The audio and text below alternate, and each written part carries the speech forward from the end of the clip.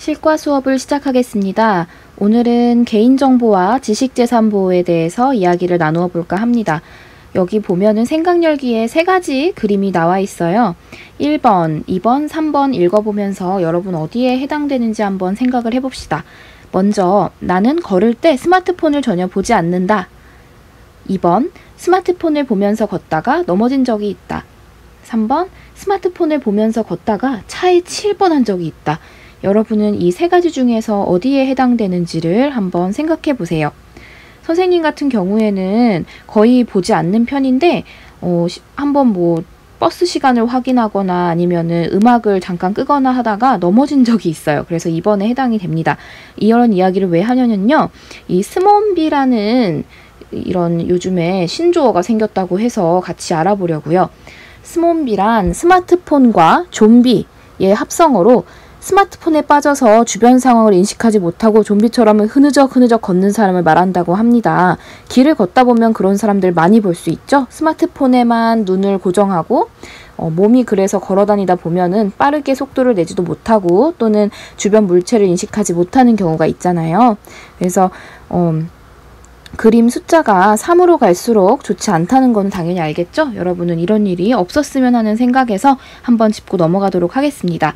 일단 오늘은요, 사이버 중독 예방과 개인정보 보호를 한번 알아보도록 할 건데요. 한번 이거 같이 읽어보면서 이야기를 나눠봅시다. 오늘날에는 전 세계 많은 사람들이 정보기기를 이용하여 사이버 공간에서 다양한 정보를 공유하거나 대화를 나누고 있어요. 정보기기라고 한다면 어떤 게 있을까요? 일단은 스마트폰, 그쵸? 그리고 스마트워치가 있을 수도 있고, 그리고 선생님 사용하는 아이패드 같은 것들과 같이 태블릿 PC가 있을 수도 있고요. 그냥 PC도 있을 수 있고 굉장히 다양한 정보기기가 있습니다. 이러한 사이버 공간에서는 보이지 않는 상대방을 존중하고 배려하는, 여기서 중요한 게 뭐예요? 올바른 정보윤리 의식을 가지는 것이 중요합니다. 사이버 중독 예방은 사이버 공간의 지나친 이용으로 일상생활에서 겪는 어려움을 예방하는 것을 말합니다. 특히 최근에는 스마트폰의 지나친 사용을 예방하는 것이 점점 중요해지고 있습니다. 사이버 중독이라는 이야기도 나오네요. 자, 그럼 밑에 한번 보도록 할까요? 스마트폰의 지나친 사용을 예방하는 방법. 먼저 스마트폰이 없어도 되는 일을 할 때는 스마트폰을 사용하지 않습니다. 여러분, 스마트폰이 없어도 되는 일에는 어떤 게 있을까요? 먼저, 그쵸. 스마트폰이 필요 없는 숙제를 하거나 또는 본인이 개인적으로 공부를 한다든지, 여러분 입장에서는 학원을 간다든지 학교에 가서 스마트폰이 필요 없는 수업을 한다든지 할 때는 스마트폰을 사용하지 않습니다. 그 다음에 스마트폰 대신에 직접 대화하는 횟수를 늘려주세요. 근데 지금은 코로나 시대이기 때문에 조금 이거는 제약이 있을 수 있을 것 같아요. 그리고 몸을 움직이는 활동을 많이 합니다. 예를 들어서 친구랑 만났는데 서로 스마트폰만 보고 앉아있는 것보다는 너 어떻게 지냈어? 아니면 우리 어떤 재미있는 활동을 해볼까? 대화를 해보는 게 더 중요하겠죠? 그 다음에 스마트폰 사용을 줄이는 계획을 세워보고요. 잘 실천하고 있는지 꾸준히 점검합니다.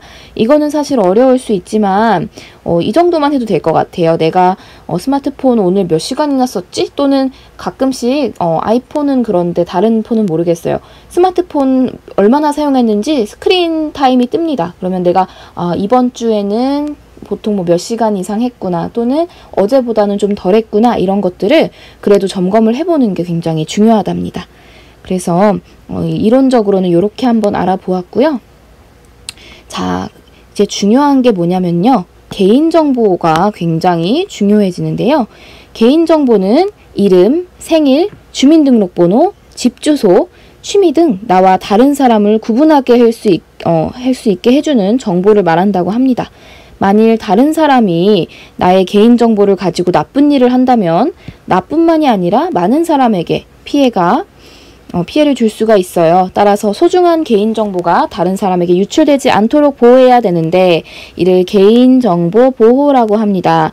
개인정보의 이름, 생일, 주민등록번호, 집주소, 취미, 여러분 이런 모든 것이 다 유출되면 안 되는 거예요. 그래서 여러분 뭐 예를 들어 카톡 프로필에다가 여러분 생일을 써놓는다든지 주민등록번호 쓰지 않겠죠? 뭐 휴대폰 번호 써놓는다든지 하는 거는 좋은 습관이 아닙니다. 그리고 페이스북이나 여러분 사용하는 뭐 틱톡, 인스타그램 등등의 여러분의 신상이 너무나도 잘 드러날 수 있는 그런 사진을 올린다든지 또는 개인 정보를 올리는 것은 좋지 않습니다.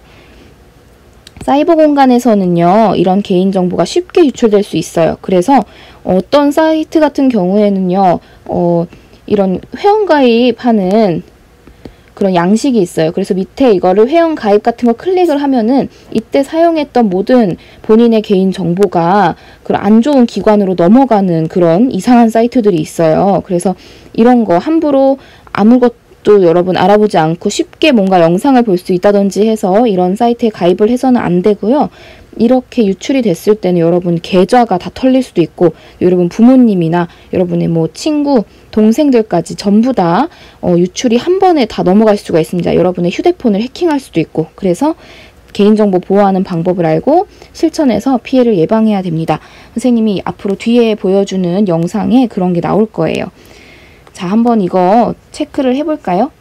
개인정보 보호 실천 수칙 중에 여러분이 잘 실천하고 있는 항목에 체크 표시를 해보고 부족한 부분은 실천하도록 노력합시다.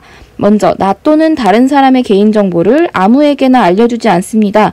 누군가가 부모님의 주민번호나 아니면은 여러분의 주소나 휴대폰 번호 같은 것들을 요구한다고 함부로 알려주면 안 되겠죠. 이거는 체크하는 일이 없었으면 좋겠습니다. 그 다음에 가입하려는 웹사이트를 부모님에게 보여드려서 안전한지 확인한 뒤에 가입합니다. 뭐 여러분 같은 경우에 PC방에 가서 친구들과 게임을 하기 위해서 게임 사이트에 가입을 하고 했던 친구들도 있을 텐데 사실은 여러분은 미성년자이기 때문에 미성년자의 가입 시에는 부모님의 동의가 꼭 필요합니다. 그래서 이런 것들도 한 번씩은 꼭 보여드린 다음에 가입을 해줬으면 좋겠고요. 그 다음에 공공장소에서 컴퓨터를 사용하게 된 뒤에는 꼭 로그아웃 합니다. 이거 중요하죠? 내가 PC방에 있다가 또는 뭐 도서관에 있다가 내가 로그인했던 사이트가 갑자기 내가 바쁘게 가야 돼서 그대로 켜놓고 나오면 이거는 정말 위험한 일이 될 수 있고요. 웹사이트나 메신저의 비밀번호를 주기적으로 바꾸고 다른 사람에게 알려주지 않습니다. 이런 웹사이트나 메신저의 비밀번호를 종종 바꾸라는 그런 게 뜨죠. 그래서 비밀번호 변경하시겠습니까? 할 때 되게 귀찮아서 선생님도 뭐 3개월 이후에 바꾸겠다 이런 거 해가지고 그냥 넘긴 적이 있는데 이거 안 좋은 습관이라고 합니다. 여러분도 꼭 이런 것들 주기적으로 비밀번호를 바꿔서 개인정보를 보호했으면 좋겠어요.